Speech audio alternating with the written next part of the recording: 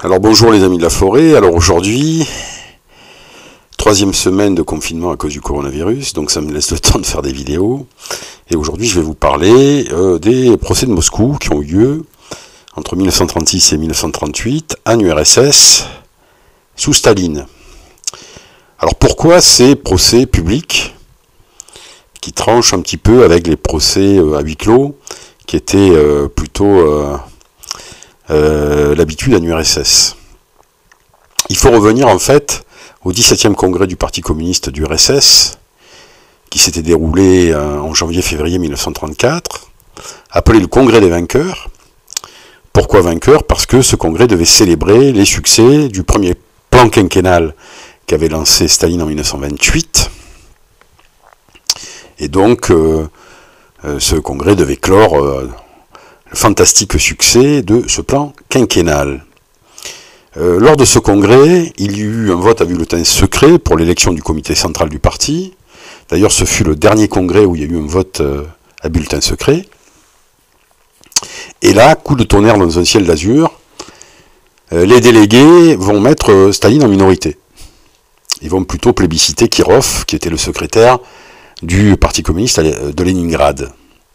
Bon, évidemment, on peut imaginer la réaction de Staline, bon, qui a fait évidemment trafiquer les votes, mais qui s'est senti humilié par ce camouflet infligé par les délégués de ce congrès, qui remettait en cause en fait son pouvoir de secrétaire général sur le Parti communiste et sa légitimité à diriger l'URSS.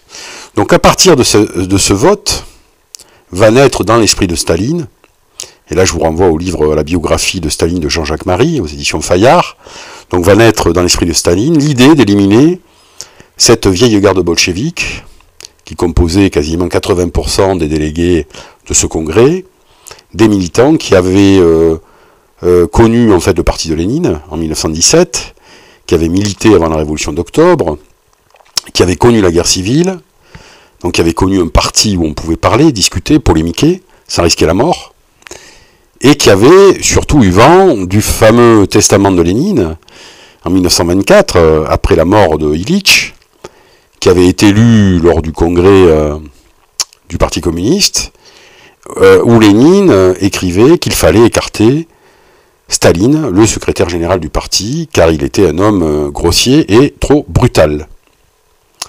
Donc pour Staline, cette vieille garde bolchevique, qui ne lui était pas totalement inféodée, était une menace pour son pouvoir. Il voulait l'éliminer pour promouvoir une nouvelle génération de militants qui lui seraient totalement soumis, car il lui devrait tout. 10 mois après ce congrès des vainqueurs, va avoir lieu un événement qui va être un fantastique effet d'aubaine pour Staline, c'est l'assassinat, le 1er décembre 1934, de Sergueï Kirov, le premier secrétaire du parti de Leningrad, qui avait été plébiscité lors du congrès des vainqueurs. Pendant très longtemps, on a cru que Staline avait commandité cet assassinat. Rien n'est moins sûr, personnellement je ne le crois pas.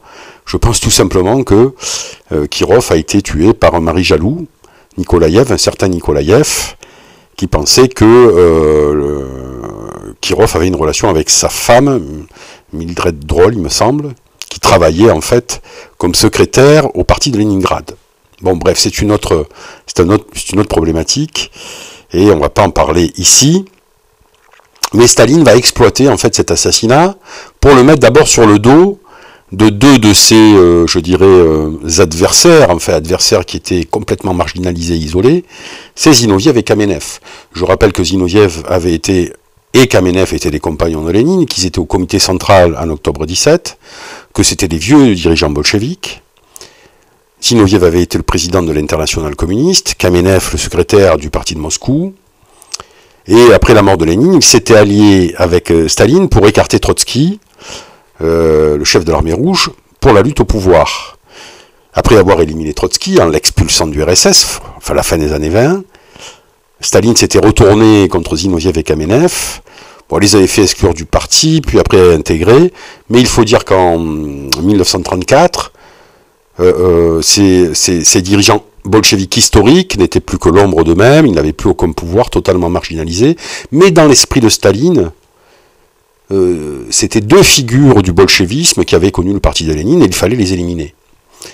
Donc tout de suite, évidemment, sans attendre l'enquête de la police soviétique, il va mettre sur le dos de Zinoviev et de Kamenev l'assassinat de Kirov, et un mois et demi après, il va les faire juger à huis clos, avec quelques comparses, et il va les faire condamner à 10 ans et 5 ans de camp. Alors pourquoi Staline va sentir le besoin, un an et demi après, de les rejuger, mais lors d'un procès public, qui sera le premier procès de Moscou? Alors là, il faut un petit peu s'inspirer du livre de Nicolas Werf sur les procès de Moscou, 1987, qui dit que Werf dit que ces procès publics, en fait, ont une dimension pédagogique.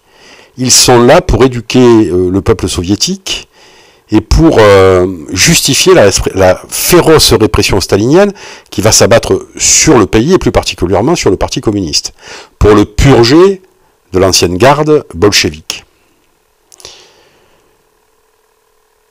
Et c'est vrai que après l'assassinat de Kirov, Staline va exploiter cet assassinat pour forger un ennemi au super pouvoir, irréductible ennemi de l'URSS, qui voulait terrasser ce pays. Et cet ennemi, ça va être Trotsky.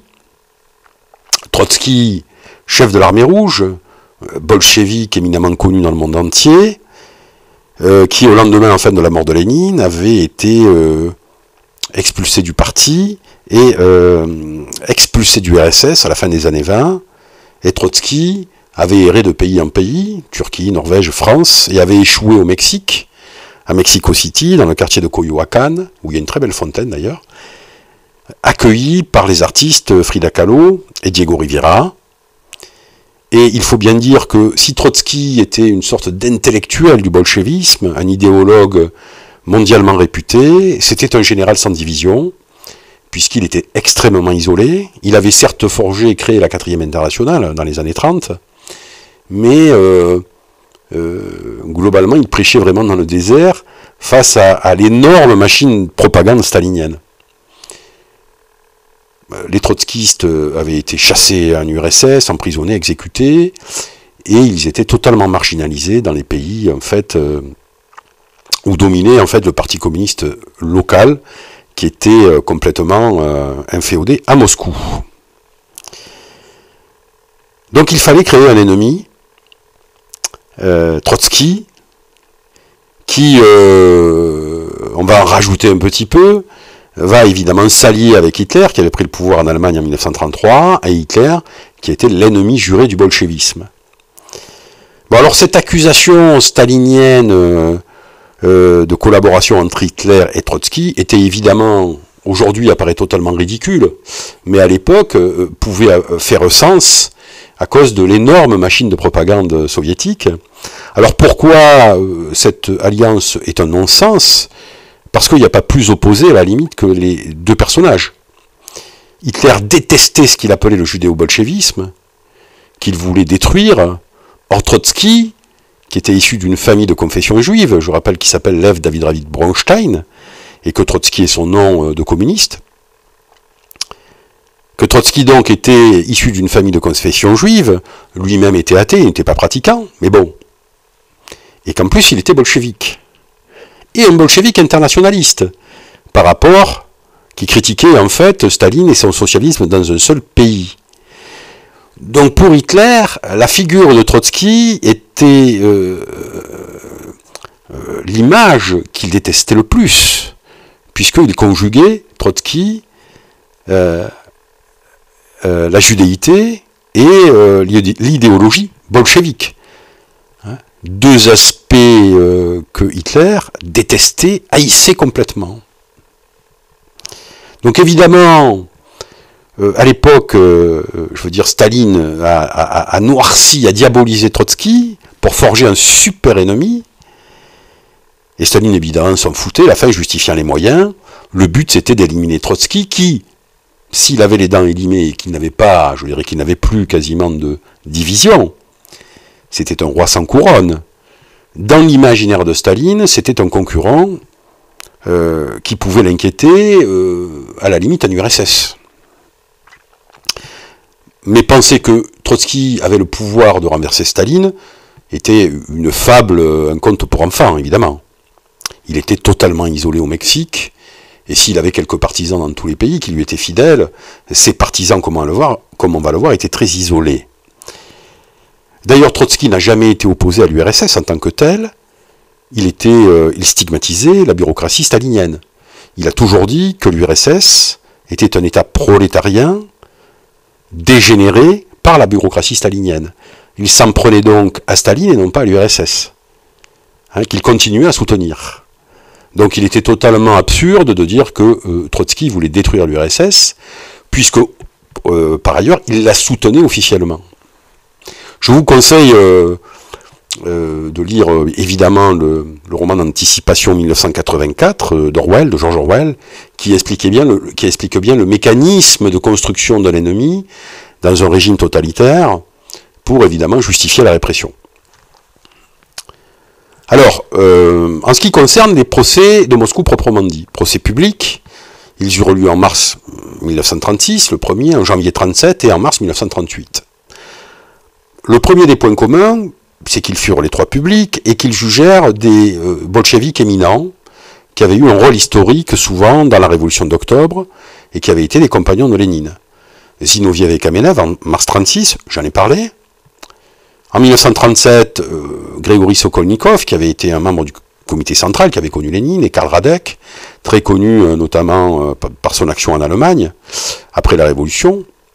Et puis en mars 1938, le fils chéri du parti, Nicolas Boukharine, compagnon de Lénine, Rykov, éminent bolchevique qui avait aussi connu Lénine, et Yagoda, l'ancien chef du NKVD. C'est assez révélateur d'ailleurs au niveau de ce Yagoda. Yagoda était en fait le chef du NKVD qui avait commencé la répression à partir de la collectivisation des terres, par exemple. Mais Yagoda, c'était un vieux bolchevique qui rechignait un petit peu à transgresser une règle non écrite dans le parti, c'était de ne pas mettre à mort en fait un concurrent politique au sein du parti. Évidemment, Staline, qui voulait éliminer la vieille guerre bolchevique, a remplacé le vieux bolchevique Yagoda par Yezhov, un homme nouveau, qui était totalement soumis à Staline, et qui, évidemment, allait appliquer une politique répressive, sans concession, alors qu'à la limite, Yagoda aurait pu rechigner à la tâche. Donc les points communs, donc, ce sont ces personnalités qui vont être jugées, je dirais, publiquement. Un autre point commun, c'est que les trois procès vont être dirigés par le président du tribunal Ulrich et par le procureur général de l'URSS Wyszynski. Là, je vous conseille de lire le livre d'Arkady Vazberg, Wyszynski, le procureur de Staline, très intéressant. Un autre point commun, c'est que les droits élémentaires de la défense ne furent pas respectés. C'est-à-dire que lors du premier procès, les 16 accusés n'eurent pas d'avocat de la défense. Alors les autorités soviétiques communiquèrent comme quoi ces accusés n'en voulaient pas. Ils n'avaient peut-être pas tort, puisque, bon, pour enrober quand même les deux derniers procès d'un semblant de légalité, il y a eu des avocats de la défense qui défendaient trois clients dans le deuxième et dans le troisième procès. Or, ces avocats de la défense furent pires que l'accusateur public Wyszynski, puisqu'ils descendaient en flèche leurs clients, ce qui était assez curieux pour des avocats de la défense. Donc il valait mieux s'en passer. Le quatrième point commun, l'attitude de l'accusateur public, le procureur général de l'URSS, Wyszynski, qui va quasiment insulter les accusés des trois procès de Moscou, les traitant de tous les noms, les animalisant, les traitant de parasites, de chiens enragés, de reptiles, comparant Boukharine à un croisement d'un porc et d'un renard. Donc si on animalise en fait les accusés, c'est quelque part qu'on les chosifie et qu'on légitime en fait leur exécution. Mais enfin, filer la métaphore insultante comme le fit Wyszynski était quand même assez étonnant pour des observateurs occidentaux qui n'étaient pas habitués à ce type de comportement dans les procès.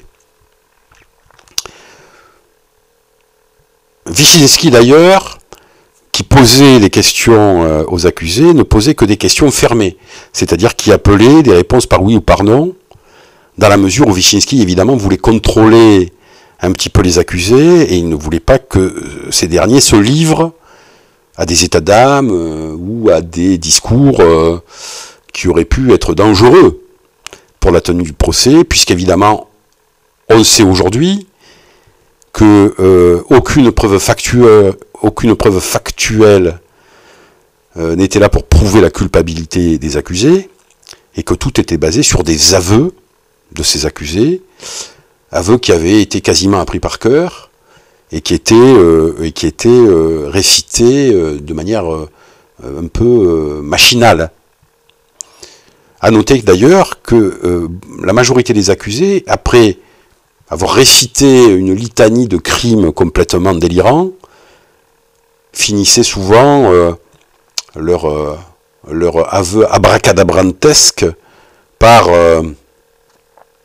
une ode à Staline, comme quoi même le culte de la personnalité, qui flattait en fait le petit père des peuples, transparaissait même, je dirais, dans les aveux des accusés. C'est-à-dire que les agents du NKVD qui avaient écrit, je dirais, le texte que devaient apprendre par cœur les accusés, se clôturaient toujours par une ode à Staline. Certainement, c'était dans leur intérêt. Alors, évidemment, l'aveu a une force assez prégnante, importante. Et ces aveux, en fait, vont influencer énormément d'observateurs étrangers, dont certains vont croire, je dirais, à la culpabilité des accusés. Certains observateurs qui étaient plus indépendants, évidemment, je pense à Souvarine et à Victor Serge, qui avait connu notamment la terreur stalinienne, puisqu'il avait passé 17 ans en URSS, de 1917 à 1934, il avait été arrêté d'ailleurs par le NKVD et expulsé par Staline en 1934, et Boris Souvarine, qui avait été exclu du Parti communiste français en 1924, et qui avait travaillé à stigmatiser en fait la bureaucratie stalinienne, en écrivant notamment une biographie de Staline dans les années 30.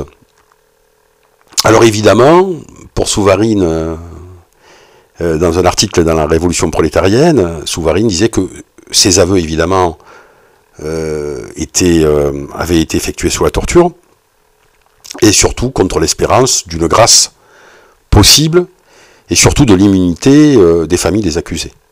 Puisqu'évidemment, pour que les accusés jouent leur rôle à la perfection, on menaçait ces mêmes accusés d'envoyer leur famille au goulag, s'ils ne se comportaient pas comme des bolcheviks disciplinés.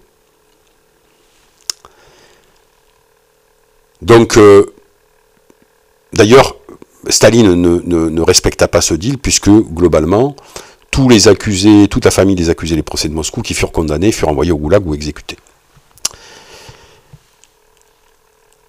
Alors, évidemment, ces aveux ont été faits sous la menace, sous la torture, mais on peut dire aussi que il y avait de quelque chose de la discipline du militant bolchevique. Il faut savoir que pour le militant bolchevique, le parti était tout, les individus, rien.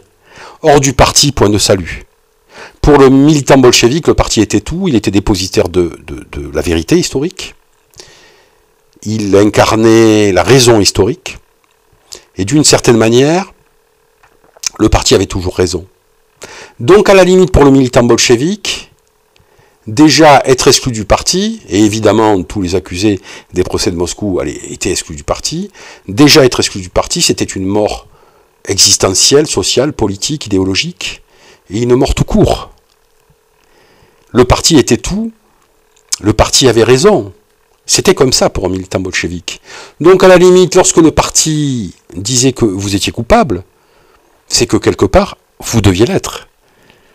Il y a eu notamment, je dirais, un commissaire du peuple à la justice qui s'appelait Nikolai Krylov, le père des échecs soviétiques, qui, accusé de tous les crimes, avait signé ses aveux. Bon, il savait comment ça marchait, Krylov, puisqu'il avait été accusateur public du RSS. Il avait été remplacé par Wyszynski. Et Krylov, en fait, il a incité, même dans sa prison, je dirais, où il attendait en fait son exécution, il a incité les autres prisonniers à avouer des crimes, même imaginaires, parce que le parti avait toujours raison. Donc il faut comprendre ces aveux comme évidemment, des aveux estorqués sous la menace, hein, c'est-à-dire que les accusés espéraient la vie sauve et espéraient sauver leur famille, mais que les aveux correspondaient aussi à une sorte de psychologie du militant bolchevique qui, de toute façon, était fini s'il était exclu du parti. Et que, pour lui, le parti avait toujours raison. Alors, bon, sur les trois procès de Moscou, celui des 16, celui des 17, celui des 21, globalement, la grande majorité des accusés furent condamnés à mort et exécutés dans la foulée. Ça, c'est une des caractéristiques. Il y a eu, lors du deuxième procès, deux accusés qui furent condamnés à des peines de prison. C'est Karl Radek. Mais Radek, en fait, a eu la bonne idée de charger la barque contre Boukharine, et donc il fut épargné, mais ce ne fut que provisoire, puisqu'il fut tué par des prisonniers en 1939. Et il y a eu aussi Grégory Sokolnikov, qui ne prit qu'une peine de prison, parce que en fait, il y a eu des pressions, notamment des Anglais. Sokolnikov avait été le premier ambassadeur soviétique au Royaume-Uni. Il avait été très apprécié du gouvernement et des hommes politiques anglais, et certainement c'était un geste de Staline envers les Anglais, surtout à une époque où les Occidentaux et l'URSS essayaient de trouver un accord et faire une alliance militaire. Je rappelle d'ailleurs, paradoxe de l'histoire, que si Trotsky était traité de tous les maux, et notamment était accusé de traiter avec la Gestapo, je rappelle quand même qu'au final, c'est Staline qui va signer le pacte germano-soviétique le 23 août 1939, et que c'est Staline en fait qui va factuellement s'allier avec Hitler. Alors, quelles furent les réactions à l'étranger? Elles furent extrêmement timorées. L'écrivain Charles Plisnier, qui eut le prix Goncourt en 1937 pour Faux Passeport, se scandalisa de ce silence dans le pays de l'affaire Dreyfus. Alors que l'humanité du 26 août 1936 évoqua l'exécution des 16 terroristes à la solde de Trotsky et de la Gestapo, rien de plus normal, puisque l'humanité était le journal du Parti communiste français, qui était lui-même inféodé à Moscou.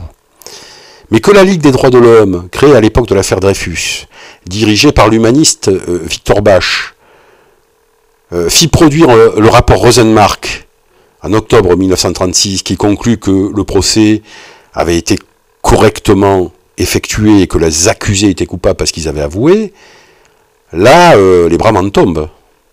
Comment des gens aussi sensés que la Ligue des droits de l'homme, qui sont là pour défendre les prisonniers politiques, comment la Ligue des droits de l'homme a pu gober le fait que le premier procès de Moscou soit tout à fait dans la lignée des procès occidentaux, quoi, ayant respecté les droits de la défense, alors qu'on sait que les droits de la défense n'ont pas été respectés, et que les aveux étaient totalement abracadabrantesques, avec des accusés qui s'accusaient de tous les crimes. Comment peut-on croire que Zinoviev soit devenu en si peu de temps un agent de la Gestapo?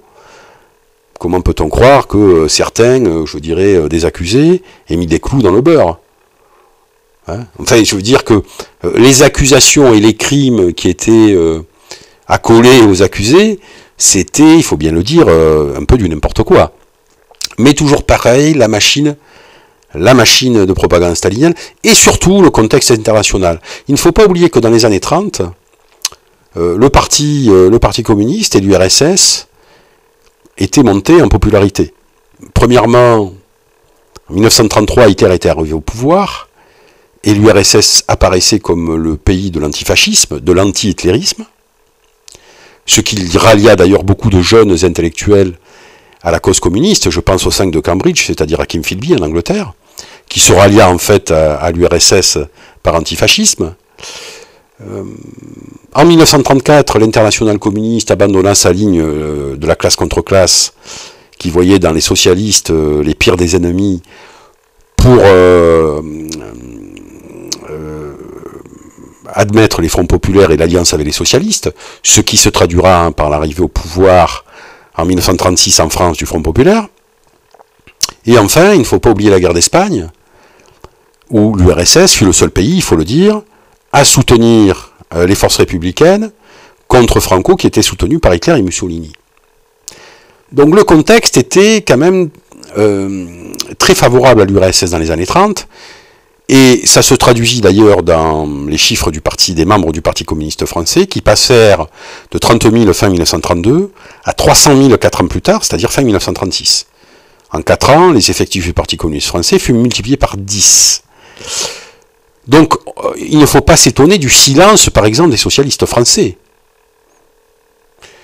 L'ASFIO était au pouvoir en 1936, avec le gouvernement de Front populaire, dirigé par Léon Blum. Et même si les communistes n'étaient pas au gouvernement, Blum avait besoin des voix communistes à la Chambre pour faire passer notamment sa politique. Donc évidemment, les socialistes ne critiquèrent pas les procès de Moscou et l'URSS. C'était impossible. Ça se rapproche des années 70, lorsque François Mitterrand, qui avait pris le pouvoir au PS, avait signé avec les communistes le programme commun, et s'interdisait évidemment de critiquer l'URSS pour ne pas fâcher les communistes. Dans les années 30, pour la SFIO, c'est pareil. Les socialistes sont coincés entre, d'un côté, la nécessité électorale d'être alliés avec les communistes français, et donc le silence quasi obligé sur ce qui se passait en URSS. Alors il y a eu quelques voix discordantes, évidemment, notamment le Belge Louis de Broecker, président de l'Internationale ouvrière socialiste, qui mit en doute les accusations et les aveux totalement délirants des accusés. Il y a eu l'avocat socialiste Maurice Passe, aussi, qui faisait partie de la Ligue des droits de l'homme, parce qu'à la Ligue des droits de l'homme, il y avait une petite fraction qui, évidemment, disait que ces procès de Moscou étaient des mascarades judiciaires. Et là, l'avocat socialiste s'interrogeait évidemment sur les droits élémentaires de la défense qui n'étaient pas respectés. Et voyait évidemment l'ombre du GPU derrière ces aveux.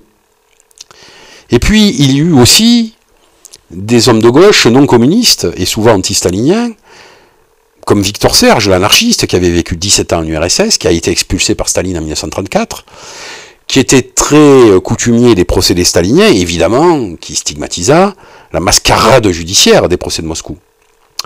Tout en se plaignant aussi du silence et de l'isolement dont il était frappé en France. Un trotskiste aussi, Rosmer, avait écrit aussi en 1937 à Trotsky, dans une lettre, il disait que les trotskistes étaient très très isolés en France, et qu'ils prêchaient dans le désert. Et Boris Souvarine avait écrit un très bon article dans la Révolution prolétarienne, où évidemment il critiquait ce premier procès de Moscou. Il croyait que les aveux étaient complètement extorqués sous la torture et contre la promesse d'une vie sauve. Et évidemment, il voyait derrière ces procès l'ombre du NKVD et de Staline. Mais malgré tout, ces personnalités qui critiquaient en fait les procès de Moscou étaient extrêmement isolés et numériquement très faibles. Globalement, dans les années 30 en Occident, les gouvernements ne veulent pas se fâcher avec l'URSS. Je rappelle que la France et l'Angleterre espèrent en fait une alliance avec l'URSS contre l'Allemagne, et que, d'une certaine manière, toute critique de l'URSS est mise en sourdine. Voilà, j'espère que je vous aurai éclairé sur ces procès de Moscou. Et je vous dis à bientôt.